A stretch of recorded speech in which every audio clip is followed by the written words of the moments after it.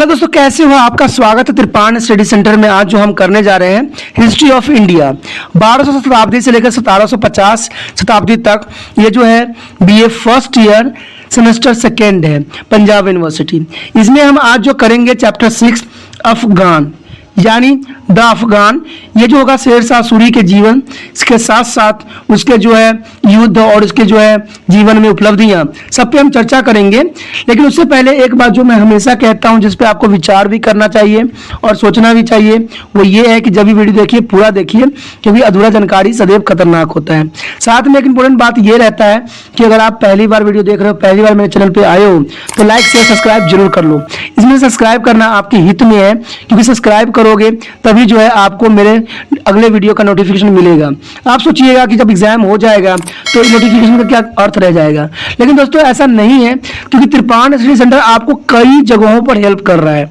क्यों? क्योंकि ये 8th class, 9th class, 10th, 11th, 12th, ठीक है, सीबीएसई के हर एक चैप्टर को कवर करता है। साथ में जो बच्चे जो है एनआईओएस में और एनआईएस में एडमिशन करवाए हैं, उनके लिए भी है 10वीं और 12वीं के सारे सिलेबस आपको त्रिपाण स्टडी सेंटर पे मिल जाएगा। ठीक है, साथ में जो है पंजाब यूनिवर्सिटी के जो है फर्स्ट सेमेस्टर से लेके 6 सेमेस्टर तक आर्ट्स के सारे सब्जेक्ट को कवर करेगा। तो देखिए इतना फायदा होगा तो सब्सक्राइब करना तो आपको हित में रहेगा। मुझे सब्सक्राइबर नहीं बढ़ाना है, मुझे तो सिर्फ आपकी आवश्यकताओं को पूरा करना है। तो सोचिए मत, विचारिए मत, अभी सब्सक्राइब कीजिए और मेरे साथ जुड़ जाइए। मेरे साथ जुड़ने से ये होता है कि मुझे अच्छा भी लगता है कि चलिए बच्चे हम मेरे साथ जुड़ रहे हैं, तो मैं आपके लिए अच्छा से अच्छा करने की कोशिश भी करूंगा। अगर आप नहीं जुड़िएगा, अपने व्हाट्सएप स्टेटस पे नहीं लगाइएगा, दूसरे बच्चे नहीं देखेंगे, तो फिर मुझे जो है इतना मेहनत करके क्या मिलेगा?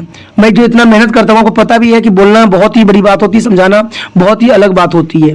ठीक है, चलिए देखते हैं आप मेरी मेहनत को कितना समझते हैं और कितना सब्सक्राइब करते हो। देख लेते हैं आज कि आप मेरी बात को कितना मानते हो। चलिए, ये तो था आपके लिए। आज जो हम पढ़ेंगे वो है शेर शाह सूरी के आरंभिक जीवन।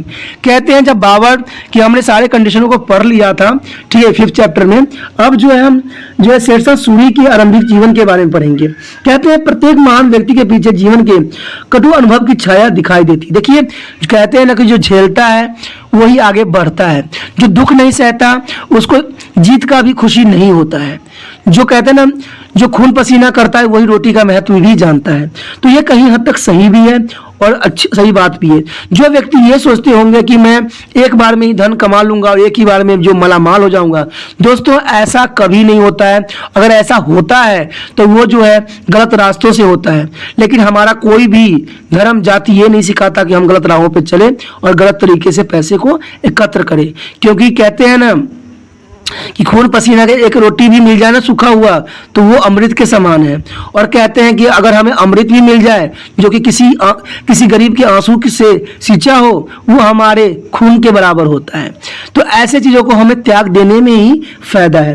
तो ये बात जो है यहाँ पर शेर शाह सूरी के लिए बिल्कुल सटीक बैठता है। कहते हैं कटु अनुभवों की छाया दिखाई पड़ देती है। अकबर महान था, परंतु जन्म के कुछ दिन के पश्चात ही वो अपने माता पिता से अलग हो गया। शिवाजी का जीवन अपने पिता के प्रेम से दूर व्यतीत हुआ। शेर शाह सूरी का जीवन भी बड़ी कठिनाइयों से गुजरा। सौतेली माँ की ईर्ष्या के कारण उसे घर से भागना पड़ा। उसने अच्छी शिक्षा अवश्य ग्रहण की, परंतु वह पिता के चुंबन और मां के दुलार से वंचित रहा। फिर भी उसने धैर्य न छोड़ा। कठिनाइयों के बावजूद भी उसने अपने तथा परायों से जो मिला वो सिखाता चला गया। बचपन में घर से भाग गया, परंतु फिर भी किसी न किसी तरह पिता और पुत्र का मिलाप हो गया। पिता की जागीर को प्रबंधन के रूप में उसने जागीर को किसानों के मन मोह लिया, परंतु एक बार फिर उसे सौतेली माँ के कारण घर छोड़ना पड़ा। उसकी जगह कोई और व्यक्ति होता तो संसार से चल बसा होता, परंतु वह कमाल का व्यक्ति था। वह जीवन की ऊंचाइयों को छूने के लिए 64 वर्ष की आयु तो प्रयास करता रहा। अंत में वह भारत का शाह बना ही गया। संक्षेप में शेर शाह सूरी के आरंभिक जीवन उसे कला के महत्व को बहुत ही इंपॉर्टेंट देता है। कहते हैं जन्म तथा जो है वंश कैसा था उसका। शेर शाह सूरी का जो जन्म था 1472 ईस्वी में होशियारपुर जिले में बजवारा में स्थान पर हुआ था। उसका बचपन का नाम था फरीद। वह इब्राहिम सूर का पोता तथा हसन खां सूर का पुत्र था। हसन खां की 4 पत्नियां और 8 पुत्र थे। फरीद उससे सबसे बड़ी पत्नी से था। फरीद के जन्म के कुछ समय पश्चात हसन खां बिहार चला गया और उसने जैनपुर के नवाब जमाल खां के यहाँ नौकरी करने लगा। उसके स्वामी की प्रार्थना पर सिकंदर लोधी ने हसराम, ख्वाजीपुर तथा टामन के प्रांगणों जागीर में दे दिए। फरीदा का बचपन का प्रसन्नता से व्यतीत न हुआ। हसन खां को अपनी बड़ी पत्नी से कोई प्रेम नहीं था। वह अपने छोटी पत्नी का अधिक मान करता था और उसी के प्रेम में डूबा रहता था, इसलिए उसने फरीद के पालन पोषण की ओर विशेष ध्यान न दिया। अंत फरीद ने दुखी होकर अपने पिता की जागीर छोड़ दी और 1494 ईस्वी में जौनपुर चला गया। कहते जौनपुर में शिक्षा उसने ग्रहण किया। उस समय जौनपुर विद्या ज्ञान के लिए पूर्व का सिराज समझा जाता था। यहाँ फरीद ने दिल लगाकर फारसी के उच्च ग्रंथों का अध्ययन किया और मौलवी और उपाधि भी प्राप्त की। मौलवी की जो उपाधि था बहुत ही इंपॉर्टेंट होता था उस समय। उसने पुराने राजाओं और विचारों के इतिहास का भी पूरा अध्ययन किया। उसने इसमें डॉक्टर कलुगारो के अनुसार फरीद ने जो गुलस्ता बोस्ता तक सिकंदर नामा को जवानी रट लिया था। अपनी योग्यता तथा व्यवहार से उसे थोड़ी ही दिनों में सबका मन मोह लिया। जमाल खां पर उसकी योग्यता का गहरा प्रभाव पड़ा और इस बीच हसन खां जौनपुर आया। वहां उसके मित्र जमाल खां ने इस बात के लिए बड़ी महत्वपूर्ण की उसे फरीद जैसे योग्य पुत्र का परित्याग कर रखा है। उसे कहने से हसन खां ने इस बात के लिए बड़ी जो है बहुत ही शर्मिंदा भी हुआ और कहते हैं फरीद को 1497 ईस्वी में घर ले आया और उसने जो सहराम की जागीर का प्रबंधन नियुक्त कर दिया। तो कहते हैं ऐसे योग्य पुत्र को अपने साथ न रखना भी उसके लिए गलत था। जागीर के प्रबंधन के रूप में हसरामा में पिता की जागीर के प्रबंधन के रूप में शेरशाह सूरी की प्रतिभा भी खूब निखर आया। उसने वह योग्यता का अनुभव प्राप्त किया जो भविष्य में उसके लिए उपयोगी सिद्ध हुआ। यहाँ उसने कुछ ऐसे सिद्धांतों का प्रतिपादन किया जिसने उसने सम्राट बनने पर अपने शासन का आधार बनाया। इस विषय में जो है डॉक्टर P.S. शरण ने कहा है कि वह अज्ञात रूप से भारत के भावी सम्राट की शिक्षा प्राप्त कर रहा था। नए जागीरदार के रूप में फरीद ने अपना शासन न्याय पर आधारित किया। उसकी प्रजा उसके किसी भी समय मिल सकती थी। फरीदा जानता था कि कुशक तथा राज्य की संपत्ति का साधन है और इसके कल्याण में जागीर की भलाई भी है कि कोई भी राजा तभी राजा कह सकता है जब वो कृषि पर अधिक से अधिक ध्यान दे। अंत उसने कृषकों की दशा सुधारने के लिए अनेक कार्य किए। उसने भूमि की जो है पैमाइश करवाई, उपज की ठीक पता लगाया गया और उसके आधार पर लगान निश्चित किया गया। किसानों पर होने वाले अत्याचार को भी बंद करवा दिया। उसने कृषकों पर अत्याचार करने वाले के लिए कठोर दंड भी नियमित किए गए। खेती का प्रबंधन करने के पश्चात फरीद ने विद्रोही जागीरदारों की ओर ध्यान दिया। उसके विरुद्ध कड़े कदम उठाए गए। इस प्रकार जो है सहराम, ख्वाजपुर और टांगा की जागीरों में नवजीवन का संचार हुआ। अव्यास खां लिखता है कि कुछ समय में फरीद की जागीर के निवासी खुशी हो गए और फरीद की गणना एक कुशल शासक के रूप में होने लगी। सभी के होठों पर फरीद का नाम था, सभी प्रसन्न थे। यदि कोई अप्रसन्न था तो वह उसकी सौतेली माँ था। फरीद की इस उन्नति को वह एक पल भी सहन कर नहीं सकती थी। उसे यह भय था कि कहीं पैदा हो गया कि वो कहीं जागीर उसके पुत्र अहमद तथा सुलेमान के हाथ से न निकल जाए। अंत उसने हसन खां को फरीद के विरुद्ध भड़काना आरंभ कर दिया। आखिरकार हसन खां उसको बहकावे में आ ही गया और यह जानते हुए भी कि फरीद ने जागीर का बड़ा सुंदर प्रबंधन किया है, हसन खां ने फरीद को जागीर से हटा दिया। इस प्रकार फरीद को एक बार फिर अपना पैतृक घर छोड़ना पड़ा। भाग्य की परीक्षा के लिए वह घर से निकल पड़ा, परंतु अब अपने हाथ एक बहुत बड़ा अनुभव भी लिए जा रहा था। अंततः 1519 ईस्वी की बात थी। सुल्तान इब्राहिम लोदी के दरबार में in the court of the sultan Ibrahim Lodi. जागीर छोड़ने के पश्चात फरीद सुल्तान इब्राहिम लोदी के दरबार में पहुंचा और उसने सुल्तान से अपने पिता की शिकायत की। उसने सुल्तान से यह प्रार्थना की कि वह उसके पिता की जागीर उसे सौंप दे, पर सुल्तान ने उसकी प्रार्थना पर कोई ध्यान न दिया। इसका कारण था कि उसने अपने पिता के विरुद्ध शिकायत की थी। परंतु कुछ ही दिनों में पश्चात उसके पिता हसन खां की मृत्यु हो गई। तब इब्राहिम लोदी ने यह जागीर फरीदों को सौंप दी और वह हसराम में आकर बस गया। बाहर खान लोहानी तथा बाबर की सेवा में under the service of the बाहर खान अल लोहिंस एंड बाबा। कहते इब्राहिम लोदी की स्वीकृति मिलने पर ही जागीर के लिए उत्तराधिकारी का झगड़ा चलता रहा। उसके सौतेले भाइयों ने उसे चैन से बैठने नहीं दिया। अंततः फरीद ने पिता की जागीर छोड़ दी और बिहार के सूबेदार बाहर खान लोहानी के यहाँ जो है 1519 ईस्वी में नौकरी कर ली। अपने परिश्रम तथा स्वामी भक्ति से उसने शीघ्र ही अपनी स्वामी के दिल में स्थान पा लिया। सौभाग्यवश एक दिन फरीद ने शिकार खेलते हुए एक शेर को मार डाला। प्रसन्न होकर वाहन खान ने उसे शेर खां की उपाधि से सुशोभित किया। इस तरह वहीद जो है शेर खां बन गया। इतना ही नहीं, वह उन्नति करते करते शासन में पूरा भाग लेने लग गया। परंतु अभी लोहानी सरदार उसे ईर्ष्या करने लगे और उन्होंने उसके विरुद्ध वाहन खां के कान भरने आरंभ कर दिए। विवेश होकर जो है 1526 ईस्वी में शेर शाह को वाहन खां की नौकरी छोड़नी पड़ी। अब वह एक नई राह पर चल दिया। यह राह उसे बाबर की ओर ले गई। उसने बाबर का आश्रय ग्रहण किया, परंतु बाबर सिंह ही उसकी वीरता तथा योग्यता को भांप गया और उसके मन में शेर शाह के प्रति भय पैदा हो गया। उसने अपने पुत्र हुमायूं से भी ये शब्द कहे थे कि शेर खां पर कड़ी निगरानी रखो, ये एक चतुर व्यक्ति है और उसके माथे पर एक सम्राट बनने के चिन्ह दिखाई देते हैं। मैंने कई अफगानों को देखा है, परंतु किसी ने मुझ पर इतना प्रभाव नहीं डाला है जितना शेर खां ने डाला है। शेर खां पुण्य विहार में शेर खां की आपसी पर बाहर खां ने उसे अपने पुत्र जलाल खां का शिक्षक नियुक्त कर दिया। कुछ समय के पश्चात बाहर खां की मृत्यु हो गई। उसकी विधवा बेगम नूर बीवी नए सूबेदार जलाल खां की संरक्षक नियुक्त हुई। उसने शेर खां के बिहार का उप सूबेदार बना दिया ताकि वह शासन का कार्यभार संभाल ले। कारण उसका अपना पुत्र इतना छोटा था कि वह शासन के कार्यभार को नहीं संभाल सकता था। शेर खां ऐसे ही अफसर की खोज में था। उसने अवसर का भरपूर लाभ उठाया और बिहार के राज्य के सभी बड़े बड़े पदों पर अपने समर्थक अफगान सरदारों की नियुक्ति कर दी। उसने सेना के भी पूरी तरह से अपने पक्ष में कर लिया। आखिरकार लोहानी सरदारों की आंख खुली। उन्होंने जलाल खां के साथ मिलकर शेर खां के बिहार से निकालने का प्रयास किया, परंतु उनकी दाल न गली। शेर खां ने उन्हें बुरी तरह पराजित किया और वे बिहार छोड़कर भागने का विवश कर दिए हो गए। इस प्रकार शेर खां पुण्य रूप से बिहार का स्वामी बन गया। कुछ समय के पश्चात दुदुद बीवी का जो है 1530 ईस्वी में देहांत हो गया। जलाल खां अभी भी अव्यक्त था। अंततः बिहार की पुण्य जो है राज्य सत्ता शेर शाह के हाथों में आ गई, परंतु उसने कोई राजर्षि पदवी धारण न की। वह केवल हजरत अला की धारण पदवी से ही राजकाज चला रहा था। शीघ्र ही उसने अपनी शक्ति में वृद्धि करने के लिए चुनार के भूतपूर्व सूबेदारों की विधवा लाल मालिका से विवाह कर लिया। इस प्रकार उसका चुनार के लिए तथा वहां के धन पर अधिकार हो गया। उसके बाद जो आरंभिक जीवन का महत्व, शेरशाह का आरंभिक जीवन उसके लिए वरदान सिद्ध हुआ। जहां उसे अनेक कठिनाई सहनी पड़ी, वहां वह अनेक खुशी की अवसरों भी गुजरा। जीवन के आरंभिक काल में ही उसने हर रंग देखा, कठिनाई से जूझता हुआ वह आगे बढ़ता रहा।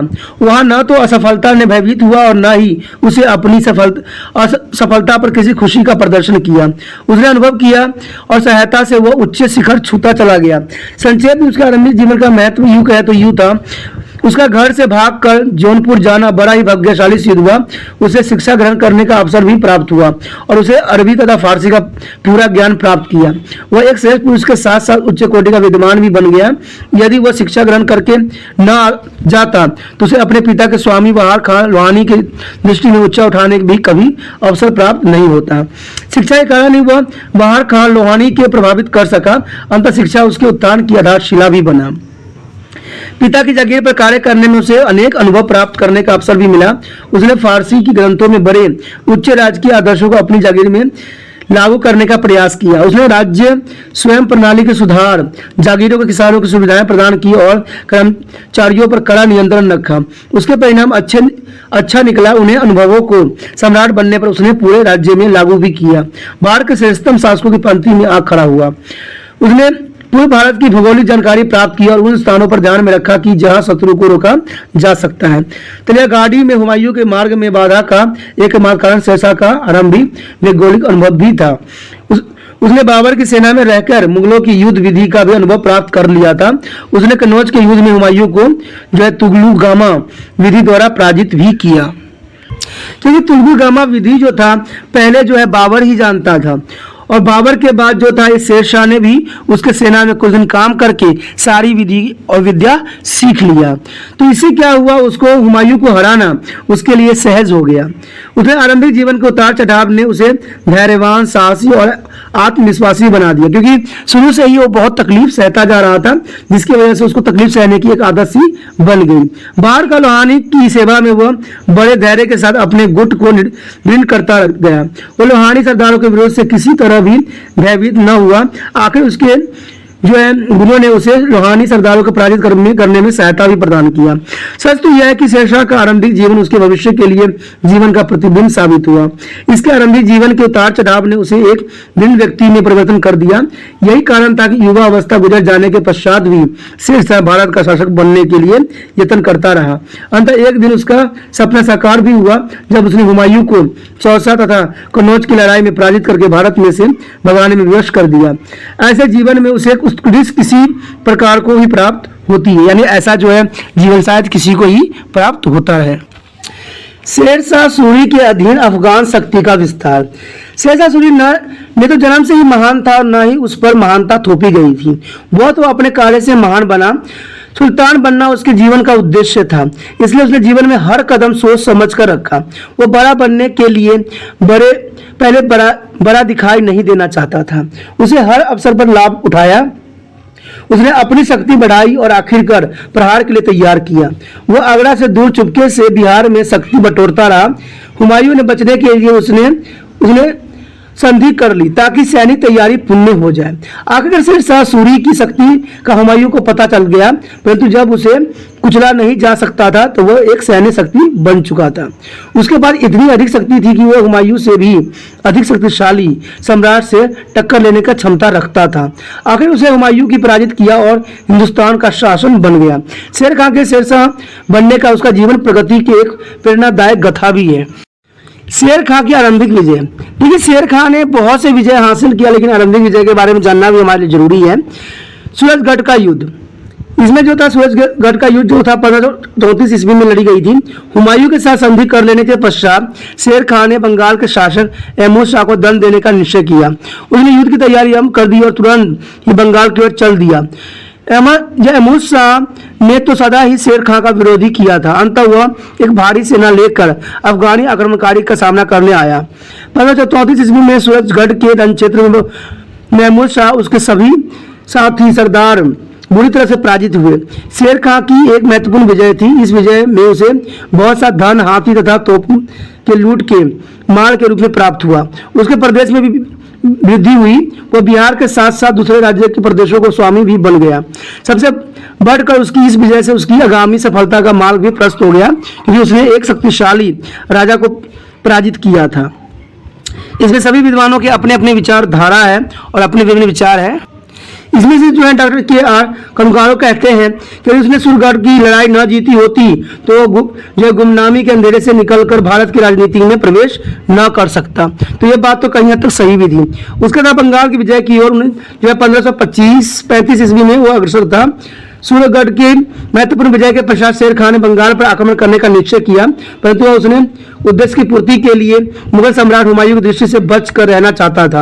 अंततः हुमायूं जैसे कि गुजरात के शासक बहादुर शाह के विरुद्ध बड़ा शेर खां ने अवसर का लाभ उठाया। बंगाल पर आक्रमण कर उसने बंगाल के शासक अहमद शाह को गाड़ी के स्थान पर 1535 ईस्वी में पराजित किया और आगे बढ़ने लगा। उसे आगे बढ़ने के रोकने के लिए जो है महमूद शाह ने चिंगुरा के पुर्तगालियों से सहायता प्राप्त करके तेलीगाड़ी और सिकनगाड़ी के दरारों की सुरक्षा का प्रबंधन किया, परंतु उसे अपने उद्देश्य में सफलता न मिली। शेर खां उन्हें चकमा देकर एक अन्य मार्ग से बंगाल की राजधानी जो गौड़ा जा पहुंचा। विवश होकर महमूद शाह को शेर खां के साथ संधि करनी पड़ी। संधि के अनुसार उसने शेर खां को 13 लाख रुपया नगद, ठीक है, और युद्ध की क्षति की पूर्ति के रूप में दिया। इसके अतिरिक्त उसने जो है 90 मील लंबा तथा 30 मील चौड़ा एक प्रदेश भी शेर खां को सौंप दिया। इस प्रकार शेर खां के लिए एक महत्वपूर्ण सफलता थी। इसके परिणाम से उसकी शक्ति काफी बढ़ गई। उसके पश्चात था गौड़ पर अधिकार, जो 1538 ईस्वी में उसने किया था। ये सूरजगढ़ की विजय की और गौड़ा में प्राप्त सफलता का शेर खां को बंगाल विजय के लिए प्रेरित भी किया। अंततः 1538 ईस्वी को आरंभ में वह एक नए आक्रमण की तैयारी में जुट गया। तैयारियां पूर्ण होने पर उसे बंगाल के शासक पर एक आरोप लगाया कि उसने शेर खां को कर नहीं दिया है। इसके पश्चात उसने गौड़ा पर आक्रमण करके उसे घेरे में ले लिया। महमूद शाह संकट में पड़ गया और उसने हुमायूं की शीघ्र सहायता प्राप्त करने के लिए प्रार्थना की, परंतु मुगल शासक ने गौड़ा जाने की बजाय पहले ही चुनार को जितना उचित समझा। चुनार घेरे में उसने 6 मास का बहुमूल्य समय व्यर्थ की गवा दिया। इसी बीच शेर खां के पुत्र जलाल खान ने बंगाल को बहुत बड़े भाग का अधिकार कर लिया। चुनार की विजय के बाद हुमायूं ने बनारस के निकट डेरा डाल दिया, परंतु उसकी स्थिति दृढ़ नहीं थी। अंततः उसने शेर खां के साथ 1538 ईस्वी में संधि की बातचीत आरंभ कर दी। इधर शेर खां भी अभी बंगाल जो है मुगलों के साथ टक्कर लेने के लिए तैयार नहीं था। इस कारण उसे हुमायूं के प्रस्ताव को स्वीकार कर लिया और दोनों में संधि हो गई। इस संधि की मुख्य शर्त यह थी कि बंगाल पर शेर खां का अधिकार रहेगा, परंतु उसे बिहार का प्रदेश मुगलों को सौंपना होगा। शेर खां मुगल सम्राट के 10 लाख रुपए के रूप में दिया करेगा, ठीक है, और शेर खां बंगाल के से प्राप्त राजस्व का पूरा ब्यौरा मुगल सम्राट के पास भेजेगा। मुगल सम्राट अपनी संपूर्ण सेना सहित आगरा लौट जाएगा। शेर खां आजीवन हुमायूं का सेवक और भक्त रहेगा। इन दिनों अफगान सरदार का हुमायूं के बीच संधि वार्ता चल रही थी। इन्हीं दिनों जलाल खान और ख्वाजा खान ने गौड़ा के घेरे को दृढ़ कर लिया। फलस्वरूप मुगलों के साथ शेर खां के समझौते से कुछ ही समय पूर्व गौड़ा विजय कर लिया गया। उसके पश्चात था अफगान शक्ति के अस्थायी आघात। दोनों पक्ष में संधि तो हो गई, परंतु शीघ्र घटना ने एक ऐसा मोड़ लिया जिसे संधि पत्र का एक कागज का टुकड़ा बनकर रह गया। संधि के केवल 3 दिन पश्चात ही बंगाल को पराजित तथा घायल शासक ने हुमायूं से मुंडेर में भेंट की और बड़े मार्मिकता ढंग से शेर खां के विरुद्ध सहायता की प्रार्थना किया। हुमायूं से उसकी दुर्दशा देखी न गई। उसने शेर खां के साथ की हुई संधि भंग कर दी और एक विशाल सेना लेकर शेर खां के विरुद्ध बंगाल की ओर कूच कर दिया। अफगान सरदार ने तुरंत सैनिक तैयारी की। उसने घोड़े से कोष निकाल कर रोहताल में भेज शुरू कर दिया। सभी अफगान शेर खां के नेतृत्व में मर मिटने के लिए तैयार हो गए। हुमायूं पटना के सुगौर होता हुआ भागलपुर पहुंच चुका था। वहां से उसने 5-6 सैनिकों का आगामी दल भेजा। शेर खां ने कोष निकालने तक उन्हें रोकने का प्रयास किया। उसने अपने पुत्र जलाल खां के नेतृत्व में 13,000 सैनिकों का एक दल तेलीगाड़ी नामक दरोरों पर नियुक्त कर दिया। सेनापति ख्वाजा खां भी उसके साथ था। उन्हें दरारों के चोटी पर तोपें लगा दी। कहते हैं कि अफगानों ने 1 मास तक मुगल सम्राट को आगे न बढ़ने दिया। इसी बीच शेर खां ने गौड़े के कोष तथा अफगान दरारों के परिवारिक की सुरक्षित तेलीगाड़ी में पहुंचा दिया। उसने एक और चाल भी चली। वो यह थी कि उसने घोड़े के दुर्ग में शराब, अफीम और अन्य नशीली वस्तु का रखवा दी। कारण उसे पता था कि हुमायूं को इस वस्तुओं के विशेष अनुराग है। अपनी स्थिति को जो अच्छी तरह से दृढ़ कर लेने के पश्चात शेर खां ने तेलीगाड़ी से अपनी सेनाएं वापस हटा ली और हुमायूं को बिना किसी विरोध के बंगाल पर अधिकार करने का अवसर दे दिया। हुमायूं ने घोड़े के दुर्ग में प्रवेश किया और वहां रखी शराब, अफीम तथा अन्य नशीले वस्तुओं में मगन हो गया। यह एक समकालीन लेखक के अनुसार हुमायूं ने दुर्ग के द्वार भी बंद कर लिए और नशे में इतना मदहोश हो गया कि उसे कई दिनों तक सूर्य को भी दर्शन न किए। बाद में उसने गौड़ा जनरलवाद का नाम भी दिया। चौसा का युद्ध जो था ये 1539 ईस्वी में लड़ी गई थी। हुमायूं तो गौड़ा नशे में धूत पड़ा हुआ था। इधर शेर खां बिहार पर अधिकार करने के लिए भेजी गई मुगल सेना को कुचलने में जुट गया। उसने भिन्न भिन्न दिशाओं में अफगान सेना के दल भेजे। श्री उन्होंने तेलीगाड़ी से लेकर कन्नौज तक के विस्तृत प्रदेश पर अधिकार कर लिया। अफगानों में मुगलों के संचार साधन भी नष्ट कर दिए गए। जब सब कुछ लूट लिया गया तो हुमायूं की आंख खुली। उसने कुछ सैनिक को बंगाल में छोड़कर आगरे जाने का निश्चय किया। यात्रा आरंभ हुई। जब हुमायूं चौसा पहुंचा, उसने जो क्रमनाशा नदी पार करके उसके पश्चिम तट पर अपना शिविर गाड़ दिया। हुमायूं के बंगाल के वापसी के समय शेर खां रोहताल के निकटवर्ती प्रभागों से उसकी गतिविधियों को देख रहा था। उसने अपने सरदारों से परामर्श लिया और सेना लेकर हुमायूं के पीछे चल दिया। उसने क्रमनाशा नदी के दूसरी ओर डेरा डाल दिया। हुमायूं की स्थिति बड़ी ही शोचनीय थी। अंततः उसने अपने एक कर्मचारी शेख खलील को शेर खां के साथ संधि वार्ता करने के लिए भेजा। बातों ही बातों में शेर खां ने शेख खलील की अपनी ओर गांठ लिया और उसने हुमायूं की वास्तविक शक्ति का पता लगा लिया। परिणाम स्वरूप अफगान सरदार ने हुमायूं के साथ युद्ध करने का निश्चय कर लिया और संधि के प्रस्ताव को ठुकरा दिया। और 26 जून जो था 1539 ईस्वी को शेर खां के सैनिकों ने करमनाशा नदी पार की और सोए हुए मुगल सैनिकों पर धावा बोल दिया। मुगल सम्राट स्वयं तो बड़ी वीरता से लड़ा, परंतु उसके सैनिक ने उसे पुण्य सहयोग न दिया। इधर वर्षा ने उसकी कठिनाइयों को और भी अधिक वृद्धि कर दी। लाचार होकर हुमायूं प्राण रक्षा के लिए घोड़े सहित गंगा में कूद पड़ा। संभवतः वह नदी में डूब जाता, परंतु ठीक समय पर निजाम नामक चिश्ती ने उसे डूबने से बचा लिया। कहा जाता है कि सम्राट ने इस सेवा के बदले में आगरा पहुंचने पर निजाम जो है भिस्ती को आधे दिन के लिए मुगल सिंहासन सौंपा था। चौसा के युद्ध की पराजय से हुमायूं के सम्मान को भारी धक्का लगा और शेर खां बंगाल तथा बिहार का अधिकार बन गया। वास्तव में चौसा की विजय ने अफगान पर पानीपत की प्रथम लड़ाई के लगे धब्बे को भी धो दिया। इसमें जो है डॉक्टर श्रीवास्तव ने बात क्लियर कहा था कि चौसा की विजय अत्यंत जो है महत्वपूर्ण थी। ठीक है, और ये सिद्ध हो गया कि इसके दुर्गामी परिणाम निकलेंगे, यानी आने वाला समय में जो है चौसा के युद्ध के कारण बहुत से ऐसे युद्ध भी होंगे जिसका जो है अलग ही परिणाम निकलेगा। शेर खां से शेरशाह बनना। चौसा की विजय से शेर खां की महत्वपूर्ण विजय थी। पहली बार उसने खुले युद्ध में मुगल सेना को पराजित किया था। इस विजय के फलस्वरूप शेर खां की महत्वाकांक्षा और भी बढ़ गई। उसके हृदय से मुगलों के श्रेष्ठता का भाव निकल गया। अब वह बंगाल और बिहार का स्वामी बन बैठा था। शक्ति के बल पर प्राप्त राज्य पर अपना अधिकार दृढ़ बनाने के लिए उसने सम्राट की उपाधि धारण करने का निश्चय किया। अंत शीघ्र ही उसकी राज्याभिषेक कर दिया गया। इस शुभ अवसर पर शेर खां ने शेर शाह की उपाधि धारण की। उसके नाम का जो है खुतबा पढ़ाया गया और उसको सिक्के प्रचलित किए गए। तो शेर शाह जो है बहुत ही आसान तरीके से वो बन गया और अपना के नाम के उसने क्या किया, खुतबा पढ़वा लिया। फिर उसके बाद उन्होंने कन्नौज का युद्ध लड़ा जो है 1540 ईस्वी में लड़ी गई थी। उसने कन्नौज अथवा जो बिलग्राम के पास डेरे डाल दिए। हुमायूं अपनी पराजय का बदला लेना चाहता था। उसने अपने भाइयों से सहयोग के लिए प्रार्थना की, परंतु उन्होंने उसकी दयनीय दशा की कोई परवाह न किया। आखिरकार जो है 1540 में हुमायूं अकेले ही 9000 सैनिक लेकर शेर शाह को विरुद्ध बढ़ा। कन्नौज के स्थान पर एक मास तक दोनों सेनाएं आमने सामने खड़ी रही। आखिर वर्षा आरंभ होते ही अफगान सेना ने 17 मई जो है 1540 ईस्वी को मुगल सेना पर टूट पड़ी। हुमायूं पराजित होकर भाग खड़ा हुआ और इस तरह दिल्ली का राज सिंहासन शेरशाह सूरी के हाथ में आ गया। उसने हुमायूं का पीछा किया और उसे भारत छोड़ने के लिए विवश कर दिया। निसंदेह कन्नौज का युद्ध भारतीय इतिहास के निर्णायक युद्ध में से एक था।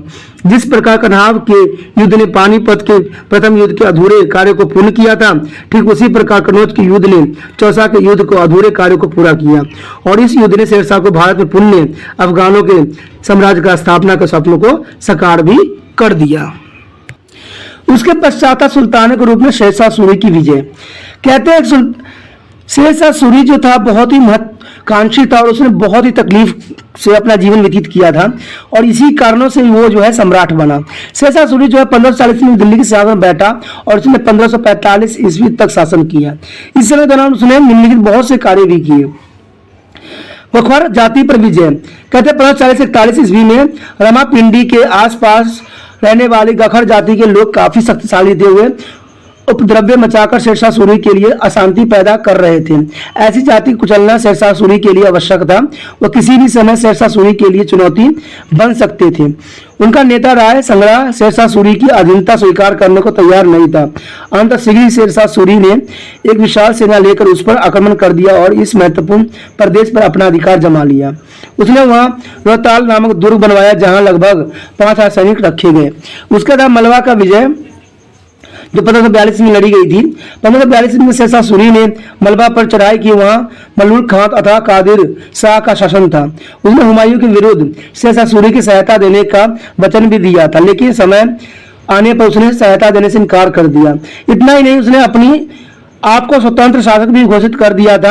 एक कादिर शाह की उपाधि को धारण किया और शेरशाह सूरी उसे दंड देना चाहता था, परंतु इसी समय मल्लुल खान ने बिना लड़े ही उसकी अधीनता स्वीकार कर लिया। मल्लुल खान के लखनौती का गवर्नर नियुक्त कर दिया गया तथा सारा मलबा पूर्ण रूप से सूरी साम्राज्य में शामिल हो गया। कहते हैं कि मलुक खां बाद में शेरशाह सूरी के डर से गुजरात के शासक मोहम्मद तृतीय के शरण में चला गया। मलबा का शासन भार जो है शुजात खां को सौंप दिया गया। उसके बाद था रायसीन की विजय जो 1543 ईस्वी में लड़ी गई थी। 1543 में शेरशाह सूरी ने रायसीन पर आक्रमण किया। यह मध्य भारत का एक प्रसिद्ध राज्य था। हुमायूं काल में इस राज्य ने चंदौड़ी की जीत का बहुत राजनीतिक महत्व प्राप्त कर लिया था। यहाँ का राजपूत शासक पुण्यमल चौहान था। उसने राज्य के अनेक मुसलमान सरदारों को मौत के घाट उतार दिया था।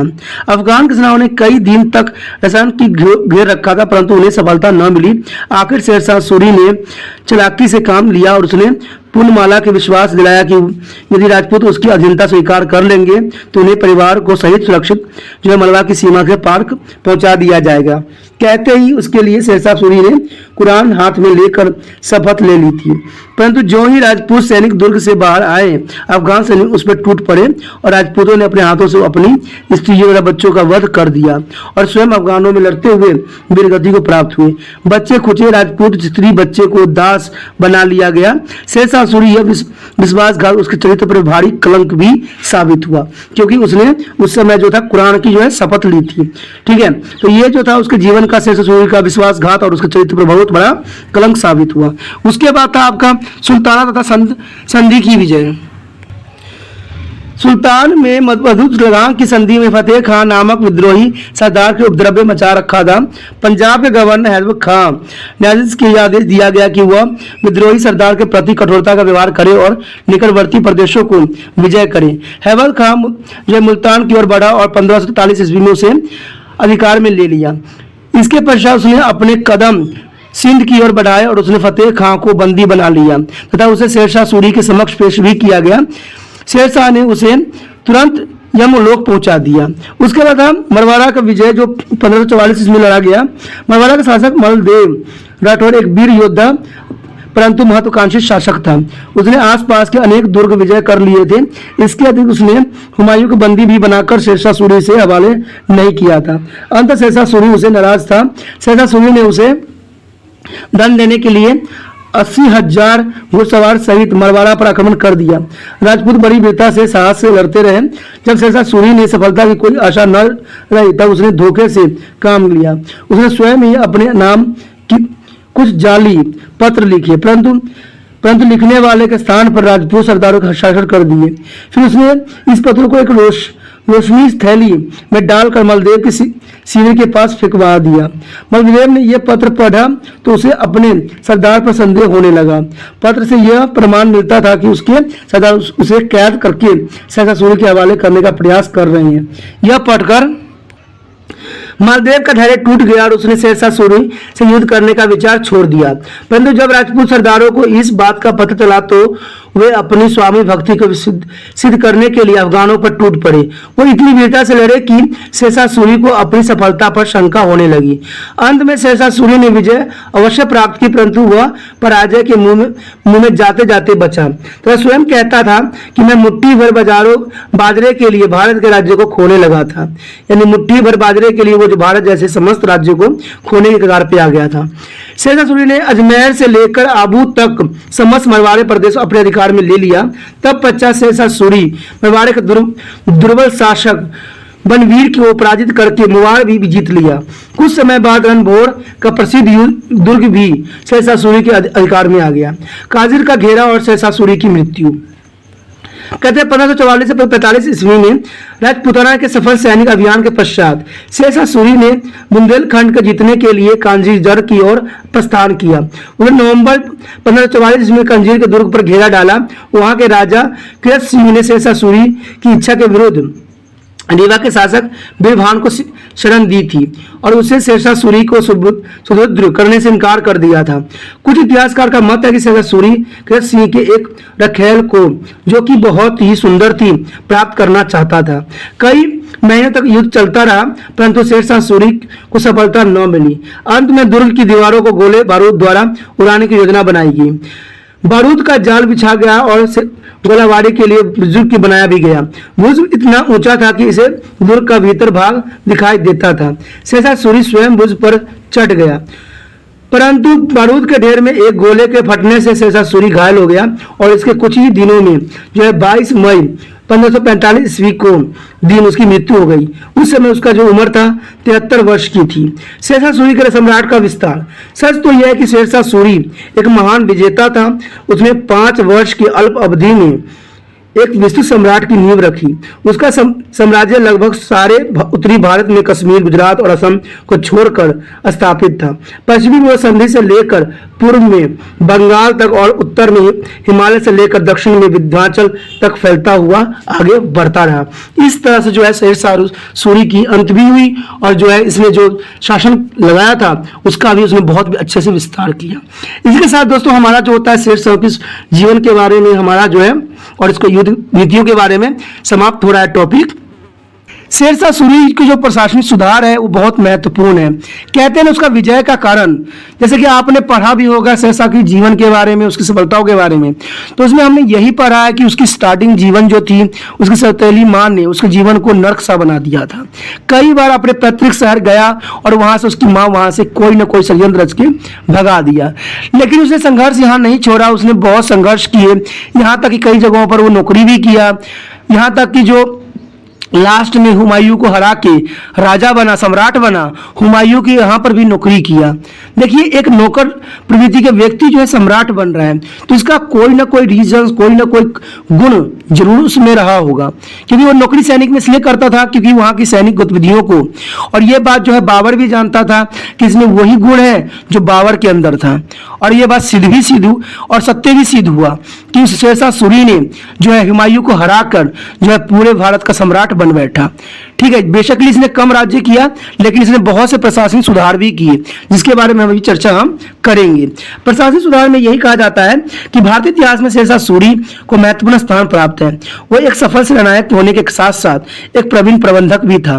वो कहते हैं 68 वर्ष की आयु में भारतवर्ष का शासक बना। देखिए 68 साल की उम्र में शासक बनना कोई आम बात नहीं है। शेरशाह सूरी ने प्रशासनिक सुधार तो अपने जो है अल्प आयु में ही करके दिखा दिया था। जब उसके पिता ने जब उसको सूबे दिए थे, कुछ क्षेत्र दिए थे, तो वहां पर उसने ऐसे सुधार किया कि वहां के लोग जो थे खुशहाल हो गए। अब देखिए जब कम उम्र के एज में जब उसने ऐसा प्रशासन सुधार करके दिखा दिया तो जब सम्राट बना तो उसकी प्रशासन सुधार भी एक अद्भुत ही होगी, क्योंकि जब ये सम्राट बना उसमें 68 वर्ष का आयु था। वो राजा सिंहासन बैठने से पूर्व वह अपने पिता की जागीर का प्रबंधन रख चुका था। यानी पहले मैंने कहा ना कि पहले ही उसने जो है अपने पिता का जो है जागीर का प्रबंधन कर चुका था, जहां पर जागीर के प्रबंधन के रूप में उसने शासन प्रबंधन के अनेक नियमों का प्रतिपादन भी किया था। अंत शासक बनने पर उसने अपने राज्य प्रबंधन की नींव इन्हीं मूल प्रजा हितकारी नियमों पर रखी और इससे सफल बनाने का प्रयास भी किया। परिणाम स्वरूप वह एक उच्च कोटि का शासन प्रबंधन स्थापित कर सका। उसने शासन प्रबंधन की प्रशंसा करते हुए प्रसिद्ध इतिहासकार डॉक्टर पी एन रसन भी साफ शब्दों में कहते हैं कि यद्यपि उसका शासन केवल 5 वर्ष का रहा तथा इस समय उसे सैनिक गतिविधियों से भी चैन भी न मिल सका। इसके बावजूद उसने शासन की जो विभिन्न शाखाओं में सुधार किए तथा विस्तृत तथा स्थायी शासन प्रणाली का निर्माण किया, उसकी ये रचनात्मक उपलब्धियां उसके सैनिक कारनामों से निस्संदेह महान एवं प्रशंसनीय था। सबसे पहले उसने यही किया, केंद्रीय शासन। देखिए सेंट्रल गवर्नमेंट का प्रशासन करना भी बहुत इंपॉर्टेंट होता है। उसने राजा के रूप में क्या था कि शासन का मुखिया स्वयं शेरशाह सूरी था। राज्य की सारी शक्तियां उसी में केंद्रित था। उसका इच्छा ही कानून था।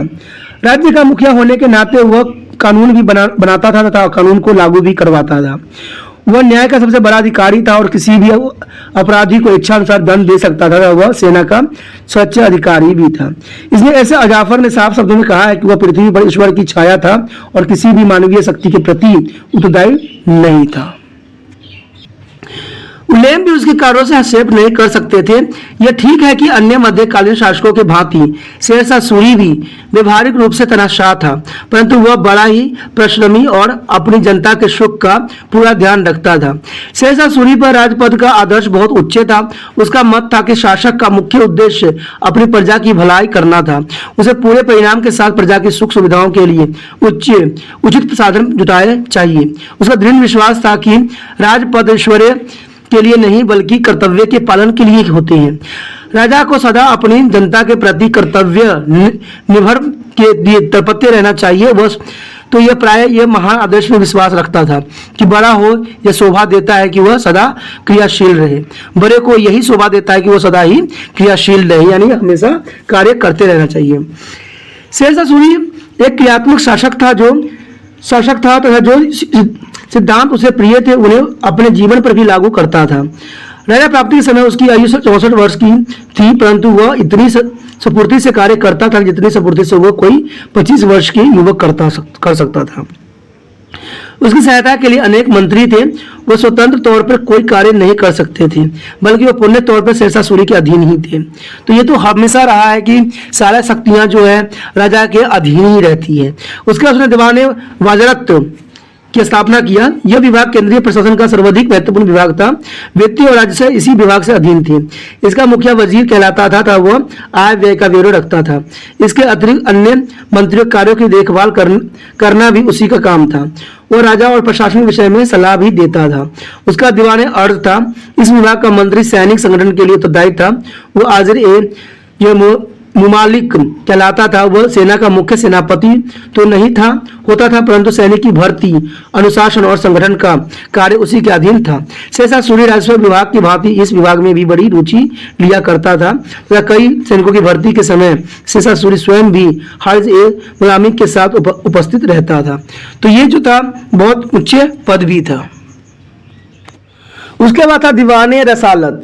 यह विदेशी कार्य से संबंधित विभाग था। इसका अध्यक्ष विदेश मंत्री होता था। इसके प्रमुख कार्य विदेशी राजदूतों से संपर्क बनाए रखना था। वह भारतीय राजदूतों के विदेश में भेजता था तथा वह विदेशों से कूटनीति पत्र व्यवहार भी करता था। उसके बाद दीवाने इंशा, यह शाही लेख पत्र का विभाग था। इसका मुख्य कार्य शाही घोषणाओं के लिखना और उन्हें प्रसारित करना। वह शाही आदेशों को प्रांतीय एवं अन्य पदाधिकारियों के पास भेजता था। उसके बाद था दीवाने काजा। यह न्याय के संबंधी विभाग था। इस विभाग का कार्य राज्य के संपूर्ण न्याय संबंधी कार्यों को देखभाल करता था। इसके मुखिया को काजी उल कजात कहते थे। अन्य संबंधी कार्य को देखभाल के साथ साथ वह सम्राट के बाद प्रमुख न्यायाधीश भी था।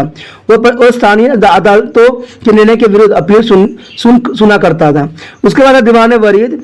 यह विभाग का एक प्रकार से गुप्तचर विभाग था। इस विभाग का प्रधान वरीद एवं जो मुमालिक कहलाता था। वह प्रत्येक महत्वपूर्ण घटना का समाचार सम्राट तक पहुंचाता था। इसके अतिरिक्त सम्राट एवं जो है राजमहल की देखभाल के लिए कुछ अन्य मंत्री भी थे। उनकी स्थिति वास्तव में सचिवों के समान थी। उसके बाद था प्रांतीय प्रशासन, यह प्रोविजनल एडमिनिस्ट्रेशन। शेरशाह सूरी के प्रांतीय प्रबंधन के बारे में इतिहासकार में मतभेद पाया गया है। ठीक है, इसमें बहुत से मतभेद जो है ये इस बात का है कि शेरशाह सूरी ने अपने संपूर्ण राज्य को सरकारों में बांटा हुआ था। उसने प्रांतों का निर्माण नहीं किया था। कनगारों का मानना है कि इस साम्राज्य को प्रांतों में विभाजित करने का कार्य सर्वप्रथम अकबर के शासनकाल में हुआ था, परंतु इसके विपरीत डॉक्टर परमात्मा शरण के अनुसार शेरशाह सूरी ने प्रांतों को अपने शासन प्रबंधन की इकाई के रूप में मान भी लिया था।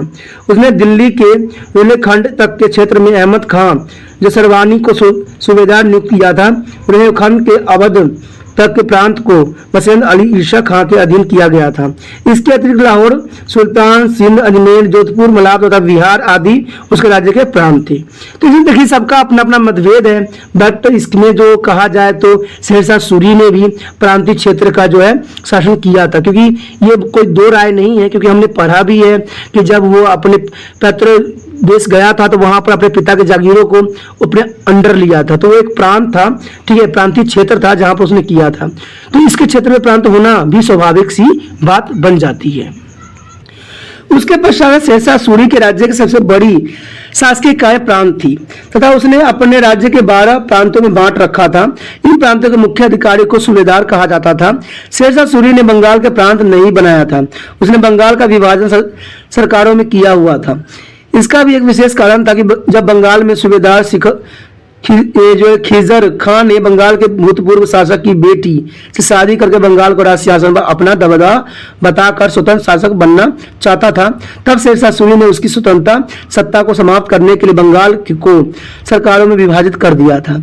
इन सरकारों में विभिन्न विभिन्न अफगान अधिकारी नियुक्त किए गए थे। वे सभी अधिकारी अपने राजनीतिक दर्जों में समान तथा स्वतंत्र होते थे। इन अधिकारियों पर नजर रखने के लिए शेरशाह सूरी ने काजी फतीलत को अमीन नियुक्त किया हुआ था। वह मुगल सूबेदारों का सम्मानी था। शेरशाह सूरी के समय प्रांतों का आकार, विस्तृत और आय से साधन भिन्न भिन्न होते थे। कई प्रांत बहुत बड़े होते थे तथा कई बहुत छोटे भी होते थे।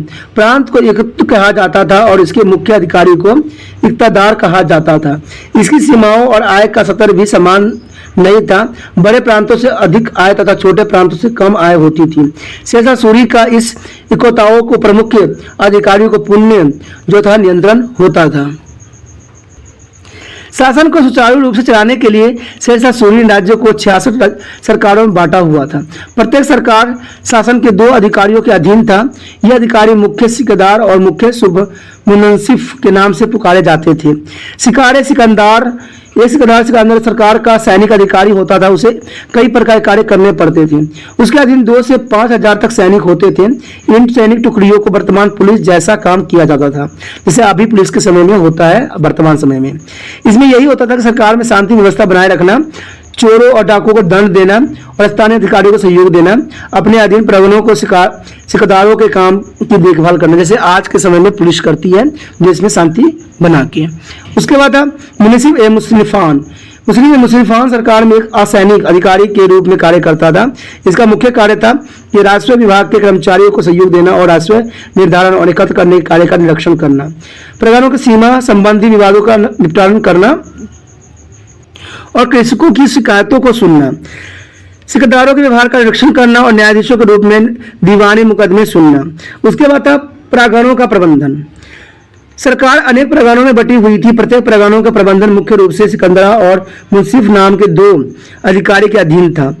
इसके अतिरिक्त कुछ अन्य अधिकारी भी थे जो प्रांगणों के शासन के लिए उत्तरदायी थे। इसमें था सिकंदरा प्रांगणों का सैनिक तथा कार्यवाही अधिकारी था। उसका मुख्य कार्य तो था प्रांगणों में शांति स्थापित करना और चोर और डाकुओं को दंड देना।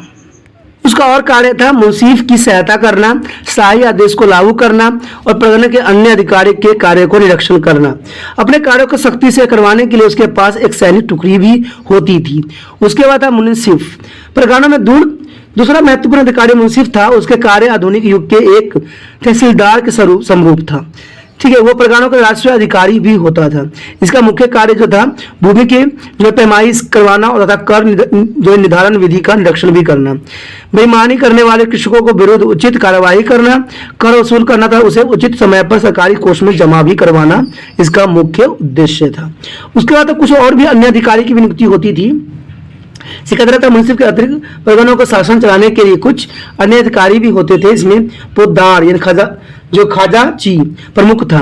खजाची का काम प्रांगणों का काम कर जमा करना और जमा राशि को सूचना अपने प्रांगणों के सिकदार को देना।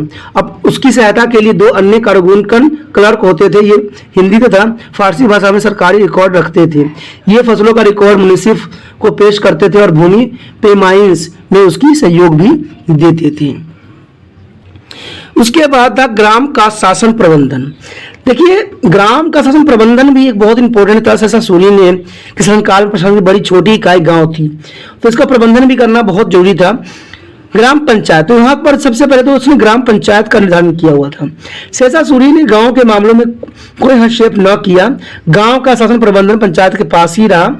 इसके सदस्य ग्राम के बुजुर्ग होते थे और पंचायत गांव के झगड़े निपटाती थी तथा सफाई आदि का ध्यान भी रखती थी। मुकदम और पटवारी भी उस समय नियुक्त की गई थी।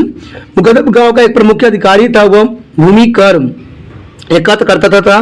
चौकीदारी की सहायता से गांव में शांति व्यवस्था बनाता था। गांव में एक पटवारी भी होता था। इसका मुख्य कार्य भूमि का रिकॉर्ड रखना होता था। इस प्रकार हम देखते हैं कि शेरशाह सूरी ने एक क्रियाशील शासन प्रणाली की नींव रखी थी। अधिकारी जनता से जो है सीधा संबंध स्थापित करते थे तथा शेरशाह सूरी को उनके दुखों से अवगत करवाते थे। वो शाही निर्देशों का पालन करते थे और उन्हें कभी जनता के हितों की अवहेलना करने का साहस नहीं हुआ। निसंदेह उसका केंद्रीय और स्थानीय शासन क्षेत्रीय सिद्धांत पर आधारित थी। उसके पश्चात था भूमि का प्रबंधन, द लैंड रिवेन्स एडमिनिस्ट्रेशन। शेषा सूरी का भूमि प्रबंधन उसकी प्रतिभा का प्रतीक भी था। उसने अपने पिता की जागीर पर भूमि प्रबंधन की एक विशेष प्रणाली चलाई थी। इस प्रणाली से सभी किसान प्रसन्न भी थे और उसकी प्रशंसा भी करते थे। सम्राट बनने के पश्चात उसने उसी भूमि प्रणाली को पूरे देश में लागू करने का निश्चय किया। इस उद्देश्य में वह काफी सीमा तक सफल भी रहा। इसमें जो है डॉक्टर चौधरी ने साफ क्लियर शब्दों में कहा था कि शेषा सूरी की भू राष्ट्र व्यवस्था से उसे अत्यंत लोकप्रियता प्रदान की और यही प्रणाली भारत की भावी कृषि व्यवसाय का आधार भी बनी। और इस भूमि में क्या प्रबंधन था, तो देखते हैं। पहला प्रबंधन तो यही था कि भूमि की पैमाइश यानी मेजरमेंट ऑफ लैंड। शेषा सूरी ने मलाबा और राजपूताना के अतिरिक्त मसमत राज्य की कृषि योग्य भूमि को पैमाना करवाया। पैमाइश के लिए उसने 32 अंगुल लंबा गज प्रयोग किया गया। यह गज रस्सियों का बना हुआ था। इस गज का प्रयोग सर्वप्रथम सिकंदर लोधी ने किया था। भूमि की इकाई बीघा थी और एक बीघा 3600 वर्ग गज का होता था। उसके बाद डिवीजन ऑफ लैंड, भूमि की वर्गीकरण।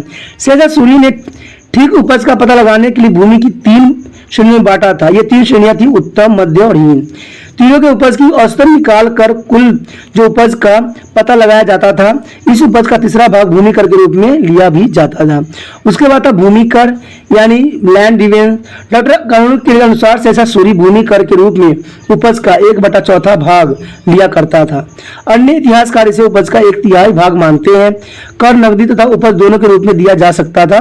भूमि कर के अतिरिक्त किसानों को जरीवाना अर्थात पैमाइश करने वाले की फीस तथा मूल्यशीला अथवा कर वसूलने वाले की फीस भी देनी पड़ती थी। ये दोनों कर भूमि के लिए 2 से 1/2% से लेकर 5% तक होती थी। उसके बाद था पट्टा का कबूलियत। पट्टा कबूलियत जो थी, सरकार प्रत्येक किसान को पट्टा देती थी। इसमें सरकार का भाग अर्थात जो लगान किसान को अदा करना होता था लिखा हुआ होता था। किसान को भी वकूफ कबूलियत अर्थात स्वीकृति पर हस्ताक्षर करने होते थे, जिसका आशय यह था कि किसान जो है कृषक निर्धारित कर देना स्वीकार करते हैं। उसके बाद कृषक कल्याण। शेषा सूरी कृषकों के हितों की और विशेष ध्यान भी दिया करता था। उसने अपने कर्मचारियों को यह आदेश भी दे रखा था कि लगान निश्चित करते समय नमी से काम लो, परंतु लगान वसूल करते समय कोई नरमी न दिखाओ। खेतों में से गुजरते समय सैनिक फसल नष्ट न ही कर सकते थे। जानबूझकर फसलों की हानि पहुंचाने वाले सैनिकों को दंड भी दिया जाता था। बाढ़ तथा अकाल के समय किसानों को सरकारी खजाने से सहायता भी प्रदान की जाती थी। उसके पश्चात था न्याय प्रणाली। शेषा सूरी जो था एक न्यायप्रिय शासक था। उसने एक श्रेष्ठ न्याय प्रणाली की व्यवस्था की जिसमें लोगों के उचित न्याय मिलता था। वह कहा करता था कि न्याय सर्वोत्तम धार्मिक संस्कार है। अंततः न्याय करते समय किसी से पक्षपात नहीं किया जा सकता। राज्य के बड़े से बड़े कर्मचारी को भी कानून का उल्लंघन करने पर क्षमा नहीं किया जा सकता। शेषा सूरी की नजरों में उसके अपने सगे संबंधी भी न्याय की दृष्टि से समान थे। उसने अपने भतीजे आदिल खां को इस अपराध में कठोर दंड भी दिया था कि उसने स्नान करती हुई एक सुनार की स्त्री पर पान की पीक फेंक दी थी। निगर और निर्बल को अत्याचार तथा अन्याय से बचाने का वह पूरा प्रयत्न करता था।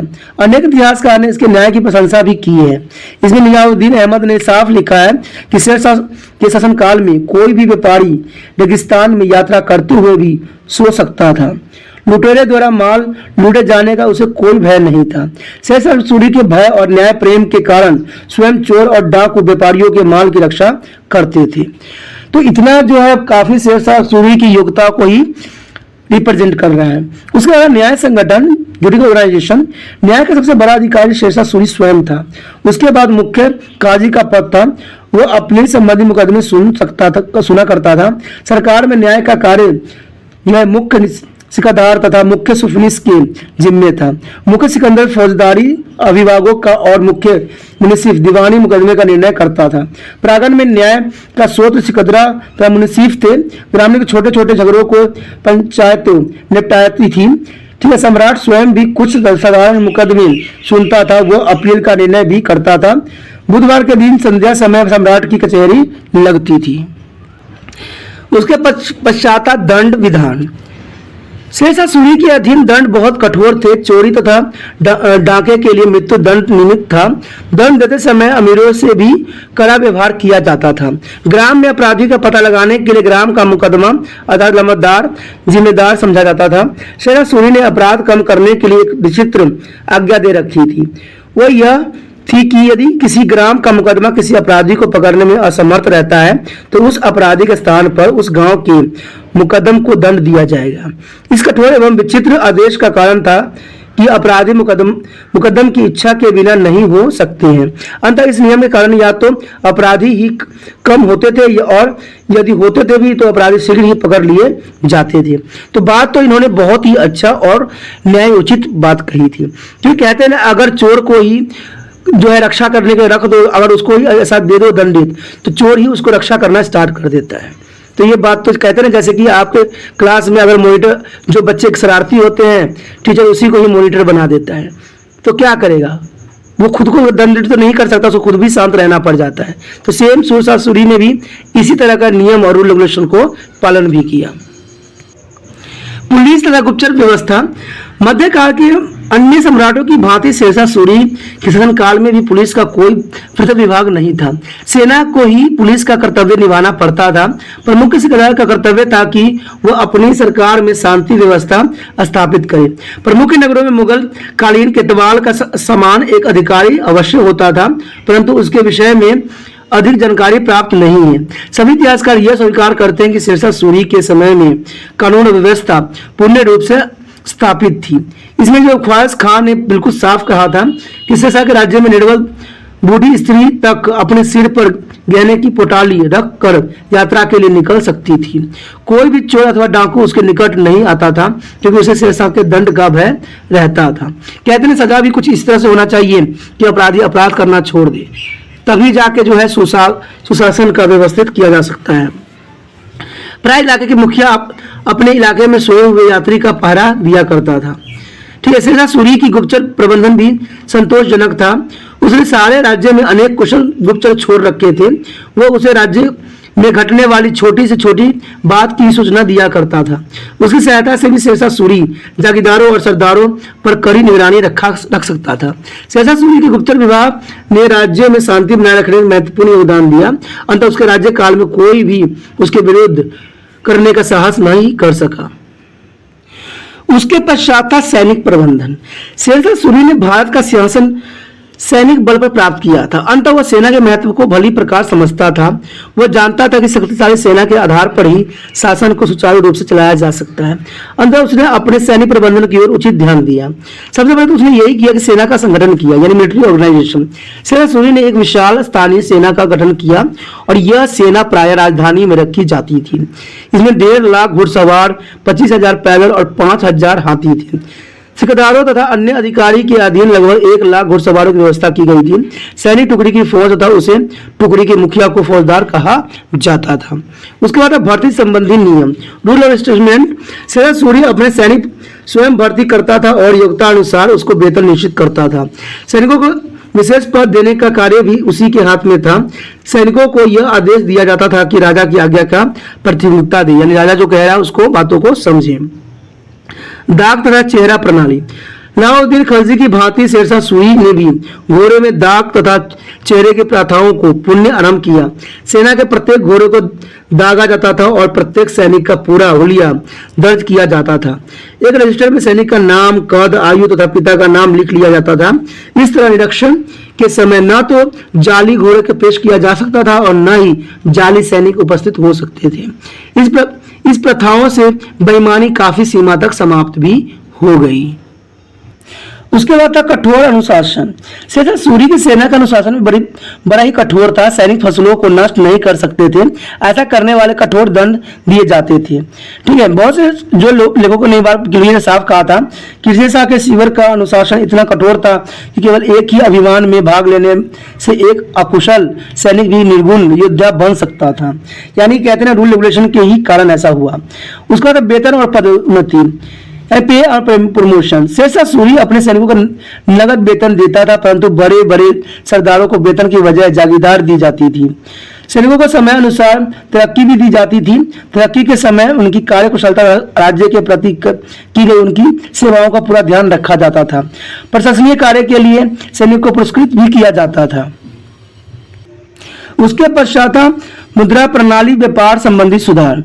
मुद्रा प्रणाली जो था यानी करेंसी, शेरशाह सूरी ने पूर्व भारत में प्रचलित मुद्रा प्रणाली काफी त्रुटिपूर्ण थी। सिक्कों में धातु का अनुपात निश्चित नहीं था, खोटे सिक्के अधिक मात्रा में प्रचलित थे। शेरशाह सूरी ने इस मुद्रा प्रणाली में महत्वपूर्ण सुधार भी किए। उसने मिश्रित धातु के सिक्कों का प्रचलन प्रबंध करवा दिया। उसके स्थान पर एक ही धातु के बने हुए सिक्के जारी किए। सिक्कों में धातु के तौल की मात्रा निश्चित कर दी गई थी। चांदी के रुपए का भार जो होता था 180 ग्रेन था, उसमें से जो 175 ग्रेन विशुद्ध चांदी थी। तांबे के दाम का भार 330 ग्रेन नियत किया गया था। शेरशाह सूरी के चांदी के रुपए को ही संभल आगे चलकर सभी शासकों ने मान्यता प्रदान भी किया। शेरशाह सूरी द्वारा चलाए गए सिक्कों का आकार गोल तथा वर्गाकार होता था। सिक्कों के निर्माण के लिए जो है टकसालों की संख्या 7 से बढ़ाकर 23 कर दी गई। जनसाधारण की सुविधाओं के लिए चांदी तथा तांबे आधे, चौथाई, 8वें और 16वें भाग के सिक्के जारी किए गए थे। सभी इतिहासकार ने इसी मुद्रा प्रणाली की प्रशंसा भी की है। इसमें जो है डॉक्टर V.S. स्मिथ ने साफ शब्दों में और अपने विचार प्रकट किया था कि शेरशाह सूरी को एक ऐसा मुद्रा प्रणाली की स्थापना करने का श्रेय प्राप्त है जो कि सारे मुगल काल में जारी रही। तो इसी प्रणाली को जो 1835 ईस्वी में ईस्ट इंडिया कंपनी ने भी अपना लिया था। उसके पश्चात व्यापार संबंधी सुधार। शेरशाह सूरी ने पूर्व देश में व्यापार की दशा बड़ी ही असंतोषजनक थी। प्रांत में प्रवेश करते समय व्यापारियों से अनेक कर लिए जाते थे। ये कर व्यापारी उन्नति में काफी बाधक थे। शेरशाह सूरी ने व्यापार की उन्नति के लिए ऐसे सभी कर लेने बंद कर दिए। व्यापारियों ने अब केवल 2 ही कर उगाया करते थे। एक माल के राज्य में प्रवेश के समय लिया जाता था और यह कर पूर्व सुनारगांव तथा पश्चिम में रोहतास में लिया जाता था। दूसरा कर माल की बिक्री के समय लिया जाता था। व्यापार कर की दर माल के मूल्य पर नियत की गई थी। इसके अतिरिक्त व्यापारियों को नाना प्रकार की सुविधाएं प्रदान भी की जाती थी। इसे व्यापारी वर्ग समृद्ध हो गए और राज्य की आय में वृद्धि हो गई। उसके पश्चात प्रजा हितकारी कार्य। शेरशाह सूरी एक निरंकुश शासक था, फिर भी वह प्रजा की भलाई के लिए सदा तत्पर रहता था। उसके जो प्रजा कार्य थे कुछ इस प्रकार थे। सड़कें यानी रोड। प्राचीन भारतीय राजाओं के समान शेरशाह सूरी ने सारे राज्य में सड़कों का जाल बिछा रख दिया था। सड़क के किनारे और छायादार तथा फलदार वृक्ष लगवाए गए थे। इससे यहाँ राज्य के विभिन्न भागों से संपर्क स्थापित हुआ। वहाँ यात्रियों को भी काफी राहत भी मिली। शेरशाह सूरी द्वारा बनवाई गई 5 सड़कें उल्लेखनीय हैं।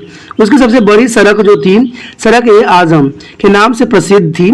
यह जो था सुनारगांव यानी बंगाल से लेकर उत्तर के रोहताल तक जाती थी। इसकी लंबाई जो था 1500 कोस थी। आजकल इस सड़क का काफी विस्तार हो चुका है और यह शेरशाह सूरी मार्ग के नाम से भी प्रसिद्ध है। अब यह कलकत्ता भारत से लेकर पेशावर पाकिस्तान तक जाती है। दूसरी बड़ी सड़क आगरा से बुरहानपुर तक जाने वाली सड़क है। तीसरी सड़क आगरा से जोधपुर से मिलती और चौथी बड़ा सड़क जो लाहौर से मुल्तान को जाती थी। 5वीं सड़क बनारस तथा मंगोड़ को जोड़ती थी। ये सभी सड़कें विशेष योजना के अनुसार बनाई गई थी और राज्य के प्रसिद्ध नगरों को अपने मार्ग को जोड़ती हुई चली गई थी। सराय भी उसने बहुत से बनाए थे। सरोवर के जो है किनारे शेरशाह सूरी ने यात्रियों के विश्राम के लिए सराय बनवाए थे। प्रत्येक 2 कोस की दूरी पर एक सराय थी।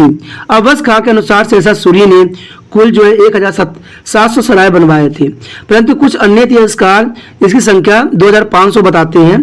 प्रत्येक सराय में हिंदू तथा मुसलमान को ठहरने के लिए एक अलग अलग प्रबंधन होता था।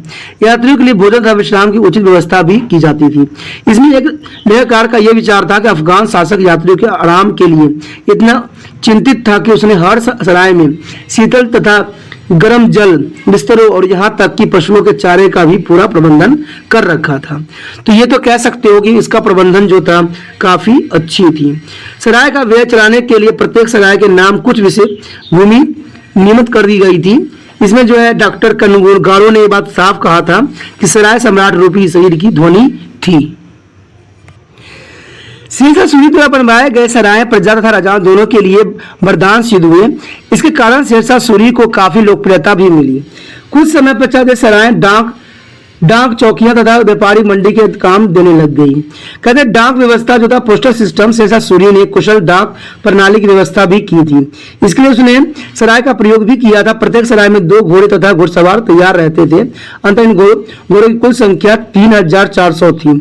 इसके द्वारा चिट्ठियां तथा सूचनाएं एक सराय से दूसरे सराय तक भेजी जाती थी। इस प्रकार डाक को राज्य के विभिन्न भागों में पहुंचाना सरल था।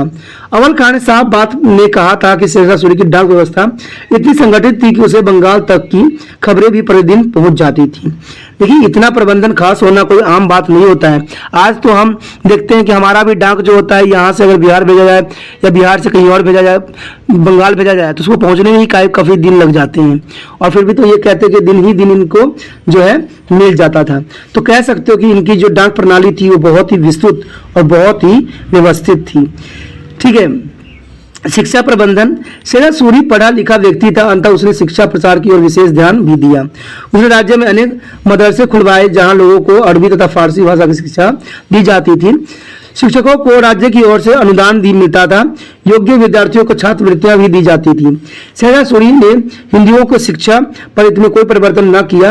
हिंदू अपने ढंग से अपने बच्चों को शिक्षा प्रबंधन कर सकते थे, ये इसने बिल्कुल ही छूट दिया था।